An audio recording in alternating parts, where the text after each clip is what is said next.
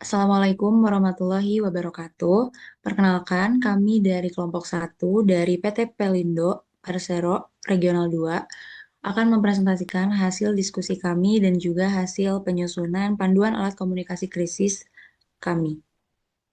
Di sini terdapat daftar isi yang berisikan terdapat 11 bab dari yang telah kami kerjakan. Masuk ke tentang perusahaan. PT Pelindo Regional 2 ini merupakan PT Pelabuhan Indonesia Persero atau Pelindo adalah perusahaan milik negara, yaitu BUMN yang bergerak di bidang jasa kepelabuhanan.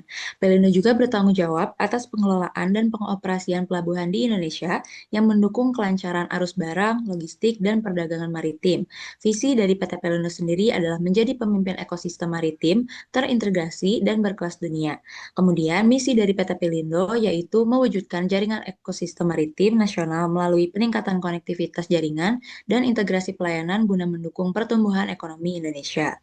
Adapun komitmen dari penanganan krisis PT Pelindo sendiri yaitu PT Pelindo Regional 2 dalam menghadapi situasi krisis dengan respon yang cepat dan terkoordinasi, dengan mengubah tantangan komunikasi dalam situasi krisis menjadi peluang untuk memperkuat hubungan dengan publik dan meningkatkan pembelajaran institusional.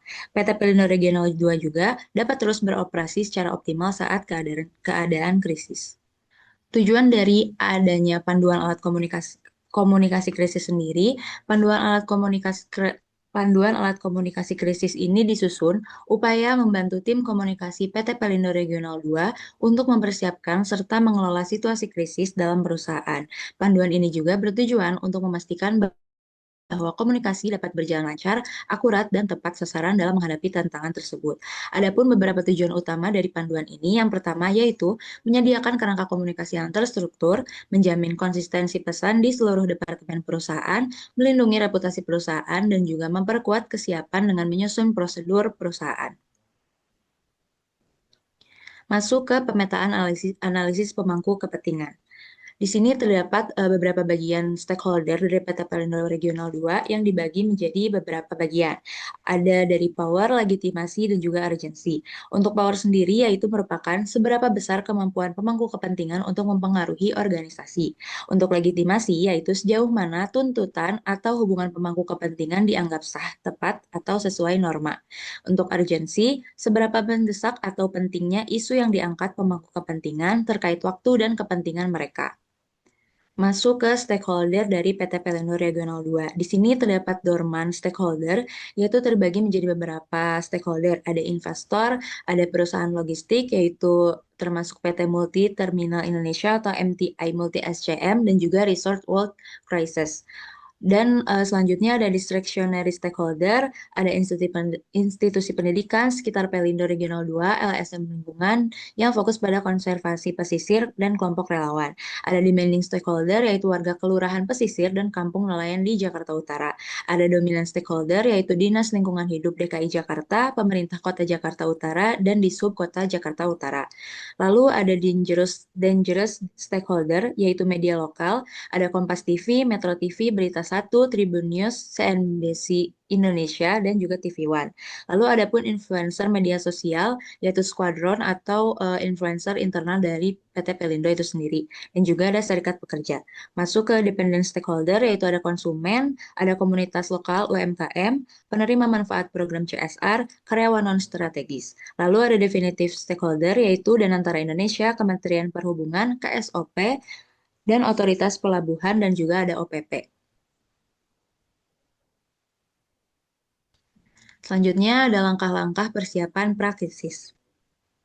Masuk ke langkah-langkah persiapan prakrisis. Sebelum menghadapi situasi krisis, PT Pelindo juga perlu membangun sistem komunikasi yang matang dan juga terstruktur melalui penyusunan pedoman penanganan krisis yang mengatur peran tim, alur informasi, dan proses persetujuan pesan.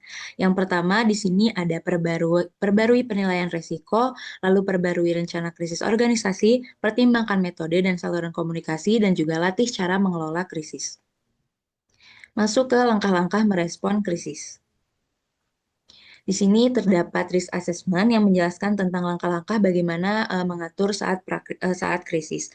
Di sini terbagi menjadi beberapa level, ada minor, medium, high, dan juga ekstrim. Lalu selanjutnya ada juga bagian dari lanjutan dari risk assessment yang tadi. Masuk ke langkah-langkah respon krisis. Di sini langkah-langkah yang dibagi menjadi beberapa jam. Mulai dari 0 sampai 1 jam itu deteksi dan aktivasi, lalu 1 sampai 3 jam yaitu respon awal dan koordinasi tim, 3 sampai 6 jam yaitu media dan keterlibatan publik. Selanjutnya, langkah-langkah respon krisis yang tadi adalah 6 sampai 12 jam penguatan reputasi dan kontrol narasi, dan 12 sampai 24 jam adalah evaluasi dan juga pemulihan. Selanjutnya ada langkah-langkah pemulihan pasca krisis. Yang pertama di sini dibagi menjadi beberapa minggu. Yang pertama ada minggu pertama yaitu evaluasi dampak, lalu minggu kedua ada tentukan strategi pemulihan dan koordinasi lanjutan, lalu ada di minggu ketiga yaitu implementasi kampanye pemulihan awal, minggu keempat kampanye pemulihan berkelanjutan, minggu keenam dan seterusnya adalah evaluasi formal dan juga penguatan SOP. Masuk ke komunikasi krisis dan tips pesan utama yang akan disampaikan oleh Torik. Kemudian masuk kepada komunikasi krisis dan juga tips pesan utama.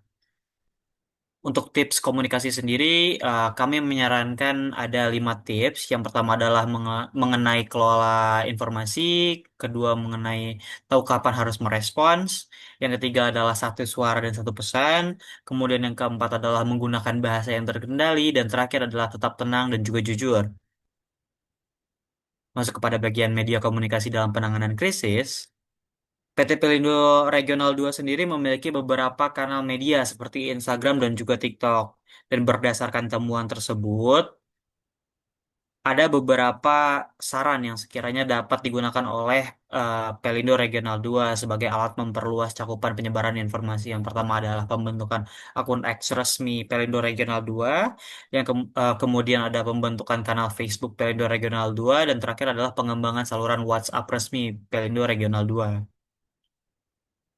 Nah, masuk kepada jenis konten, PT Pelindo sendiri menyusun konten plan bulanan berdasarkan konten pilar yang berupa konten informasi, kemudian edukasi, dan juga konversasi. Nah, saran yang sekiranya dapat diimplementasikan juga oleh Pelindo, yang pertama adalah penambahan konten hiburan atau entertainment, dan juga mengenai pemetaan konten pada platform media sosial. Kemudian masuk kepada tahapan pembuatan konten. Konten yang diproduksi oleh PT Pelindo melalui beberapa tahapan, yaitu seperti pembuatan konten planning, kemudian penerapan riset yang mendalam, produksi konten oleh tim humas, pengajuan konten ke head office, dan yang terakhir adalah pengunggahan konten. Kemudian saran yang sekiranya bisa diimplementasikan adalah diperlukan adanya penyesuaian tahapan sederhana dalam pembuatan konten agar tim tetap dapat menghasilkan konten secara efektif ketika menghadapi situasi mendadak. Saran selanjutnya adalah diperlukan adanya pembuatan konten kalender untuk setiap platform yang dimiliki sehingga proses publikasi dapat terencana dengan baik dan didistribusi konten menjadi lebih merata. Masuk kepada penggunaan influencer. Untuk PT Pelindo sendiri memiliki influencer internal. Influencer internal adalah individu dari dalam perusahaan yang berperan menyampaikan pesan perusahaan kepada publik secara kredibel dan otentik. Di Pelindo, peran ini berhasil dijalankan melalui Pelindo Digital Squad atau biasa disebut squadron. Kemudian ada influencer eksternal.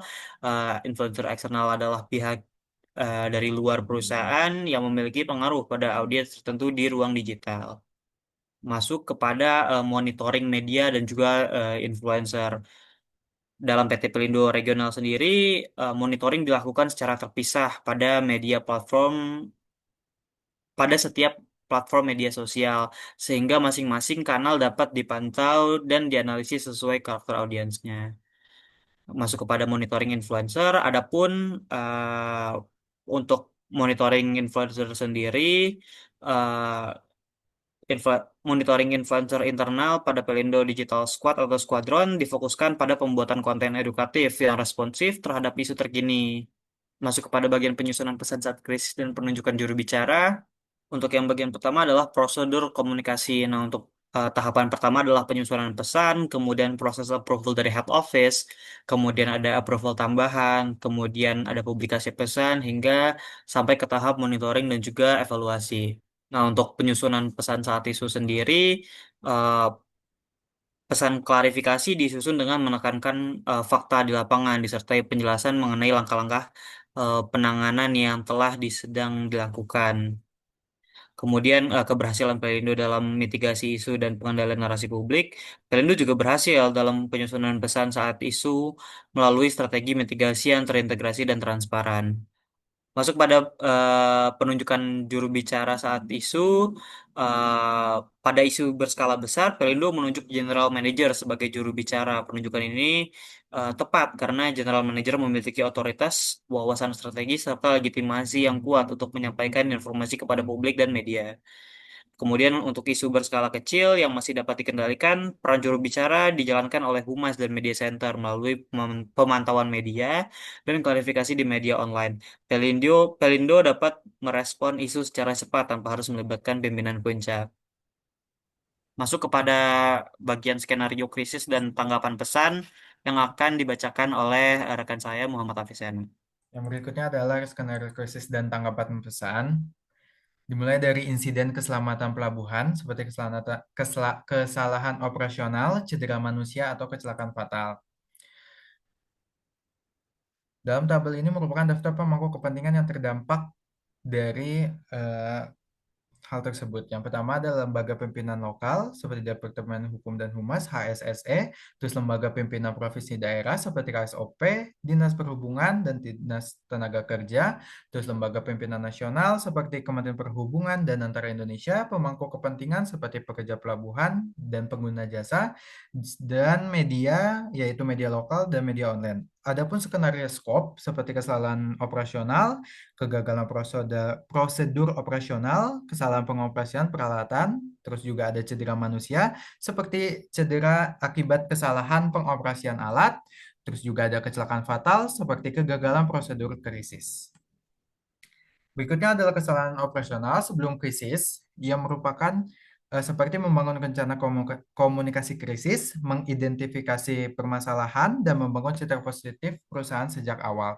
Terus berikutnya adalah saat krisis, yaitu langkah utama, jam pertama sampai jam kedua, tindakan awal, aktifkan tim tanggap krisis di tingkat regional, terus juga jam ketiga, jam 4 seperti sampaikan pernyataan awal sementara kepada publik, jam kelima sampai jam keenam yaitu tanggung jawab dan tindakan cepat seperti akui bahwa insiden memang terjadi, berikutnya jam 6 sampai jam 12, komunikasi lanjutan, yaitu memberikan pembaruan informasi secara berkala kepada media dan publik.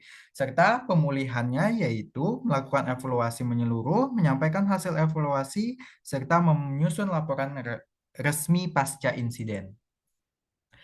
Yang berikutnya yaitu cedera manusia. Sebelum krisis, penyusunan penerapan SOP pengoperasian alat seperti mengidentifikasi seluruh alat kerja beresiko, terus pelatihan sertifikasi operator.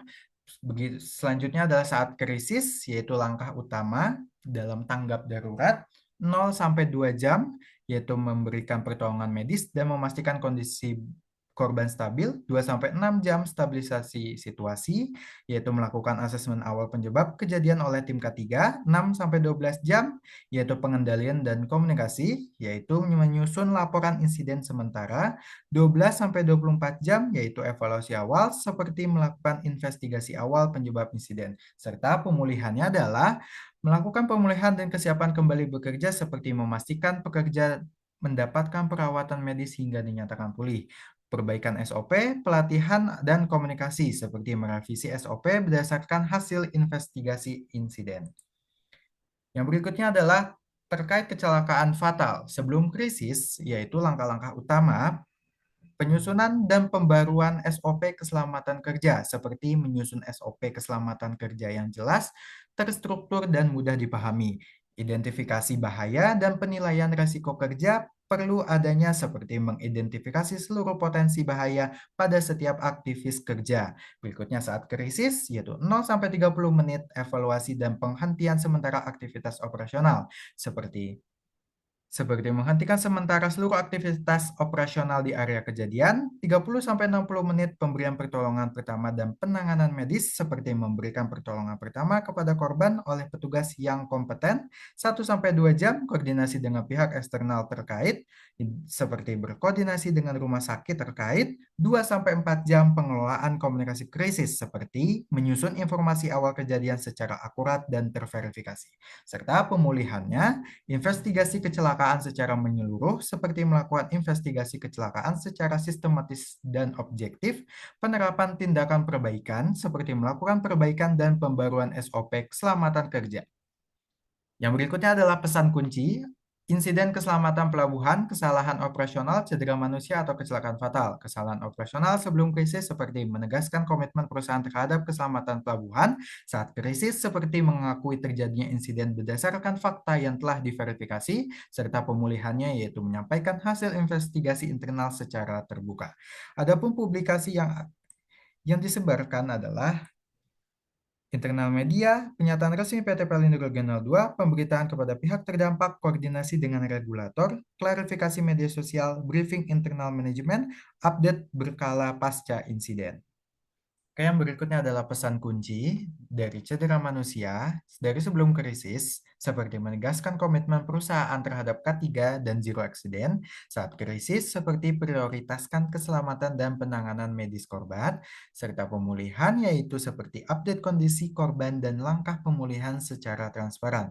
Publikasi yang kami publish adalah pernyataan resmi sebagai sikap perusahaan, memo internal untuk menyampaikan pemahaman pekerja, press release untuk media dan publik, konten klarifikasi di media sosial resmi.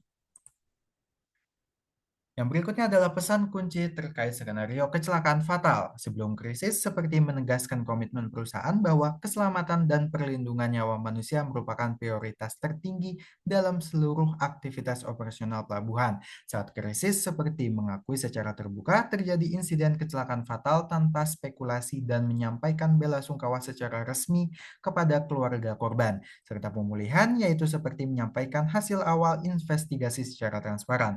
Publikasi yaitu internal memo atau laporan situasi, pernyataan resmi perusahaan, briefing internal manajemen, komunikasi kepada keluarga korban, serta update berkala pasca insiden. Yang berikutnya adalah peran dan kontak lembaga eksternal dalam krisis keselamatan pelabuhan. Yang berikutnya adalah insiden pencemaran lingkungan, tumpahan zat, kerusakan lingkungan laut. Berikut adalah merupakan tabel daftar pemangku kepentingan yang terdampak lembaga pimpinan lokal, yaitu Departemen HSSE, Health, Safety, Security, and Environment, lembaga pimpinan provinsi daerah seperti Dinas Lingkungan Hidup DKI Jakarta, lembaga pimpinan nasional seperti Kementerian Lingkungan Hidup, Kementerian Kelautan, dan Danantara Indonesia, pemangku kepentingan seperti Pegawai Pelindo Regional 2, KSOP, terus juga media seperti media lokal, media online, televisi, radio, dan koran. Skenario skop, yaitu tumpahan zat berbahaya, kerusakan lingkungan laut. Berikutnya adalah skenario skop tumpahan zat berbahaya sebelum krisis, seperti penyediaan spill kit dan oil boom, seperti menempatkan peralatan lokalisir tumpahan minyak dan bahan penyerap di titik-titik rawan tumpahan seperti area refueling dan dermaga bongkar muat. Saat krisis 0-30 menit, yaitu lokalisir, seperti membentang oil boom melingkari area tumpahan minyak atau kimia untuk mencegah persebaran akibat arus dan angin. 30-60 menit netralisasi cairan kimia, 1-2 jam evakuasi dan penyedotan, serta pemulihan, yaitu biro mediasi, audit investigasi, pembaruan fasilitas sandar.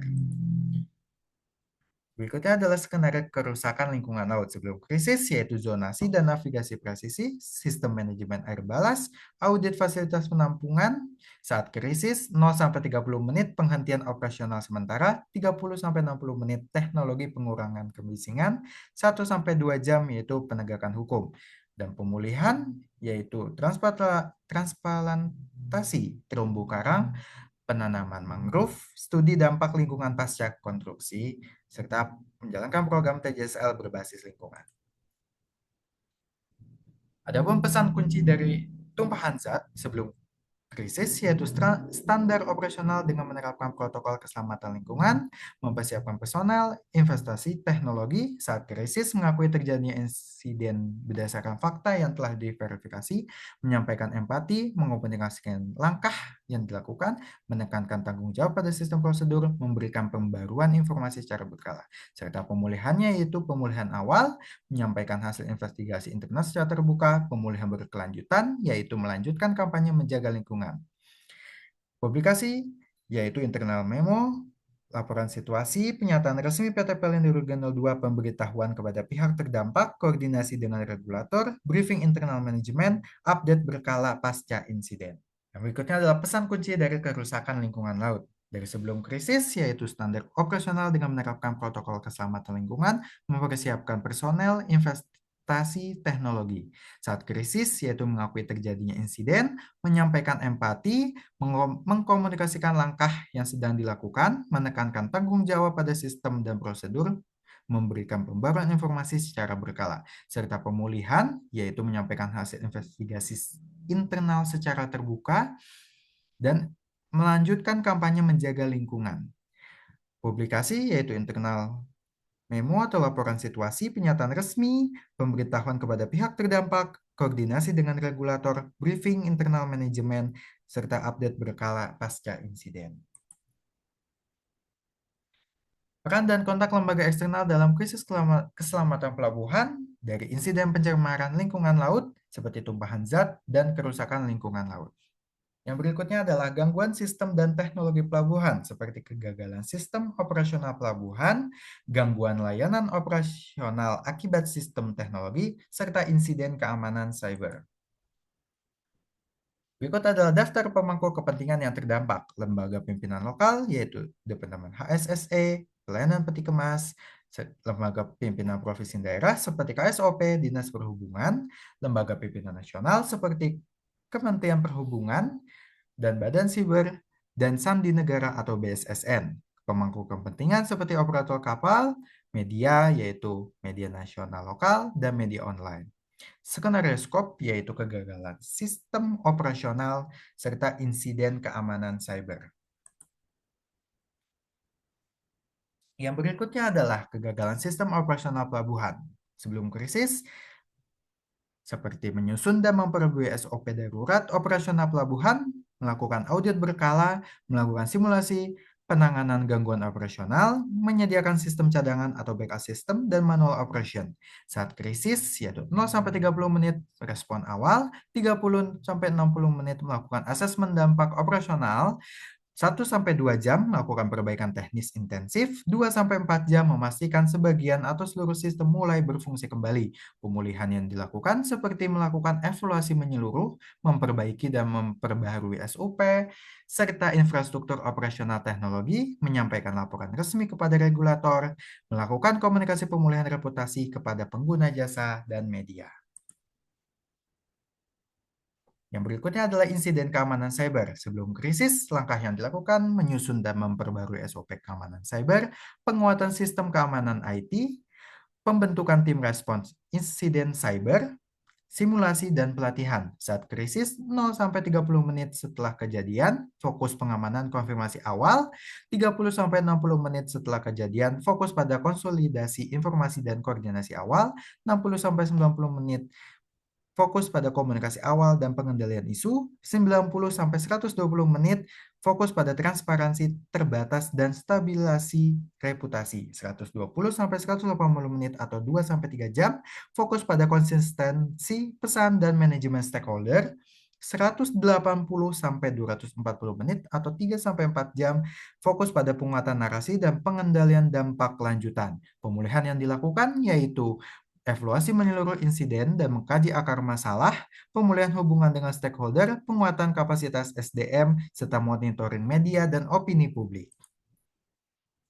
Yang berikutnya adalah pesan kunci dari kegagalan sistem operasional pelabuhan sebelum krisis, yaitu seperti menetapkan komitmen bahwa keandalan sistem teknologi dan keamanan cyber merupakan prioritas utama dalam mendukung operasional pelabuhan. Saat krisis, yaitu seperti mengakui secara terbuka terjadi gangguan sistem atau kegagalan teknologi secara faktual dan transparan. Pemulihan yang dilakukan yaitu memulihkan fungsi sistem utama secara bertahap dan terprioritas, serta melakukan investigasi menyeluruh, root cause analysis. Publikasi yang dipublish adalah internal memo atau laporan situasi, pernyataan resmi perusahaan, briefing internal manajemen, komunikasi kepada pengguna jasa, serta update berkala pemulihan. Yang berikutnya adalah pesan kunci dari insiden keamanan cyber sebelum krisis, yaitu keamanan informasi dan perlindungan data merupakan prioritas utama perusahaan. Saat krisis, seperti perusahaan mengkonfirmasi telah terjadi insiden keamanan cyber dan sedang menanganinya secara cepat dan terkoordinasi, serta pemulihan, yaitu sistem dan layanan terdampak dipulihkan secara bertahap dengan pengamanan tambahan. Publikasi, internal memo atau laporan situasi, pernyataan resmi perusahaan, briefing internal manajemen, komunikasi kepada pengguna jasa, serta update berkala pemulihan. Yang berikutnya adalah pesan kunci dari kegagalan sistem operasional pelabuhan dari sebelum krisis, seperti menetapkan komitmen bahwa keandalan sistem teknologi dan keamanan cyber merupakan prioritas utama dalam mendukung operasional pelabuhan. Saat krisis, seperti mengakui secara terbuka terjadi gangguan sistem atau kegagalan teknologi secara faktual dan transparan, serta pemulihan, yaitu memulihkan fungsi sistem utama secara bertahap, serta melakukan investigasi menyeluruh atau root cause analysis. Publikasi, internal memo atau laporan situasi, pernyataan resmi perusahaan, briefing internal manajemen, komunikasi kepada pengguna jasa, serta update berkala pemulihan. Adapun peran dan kontak lembaga eksternal dalam krisis gangguan sistem dan teknologi pelabuhan, dari insiden kegagalan sistem operasional, krisis reputasi akibat gangguan sistem. Baik, cukup sekian dari kami. Wassalamualaikum warahmatullahi wabarakatuh.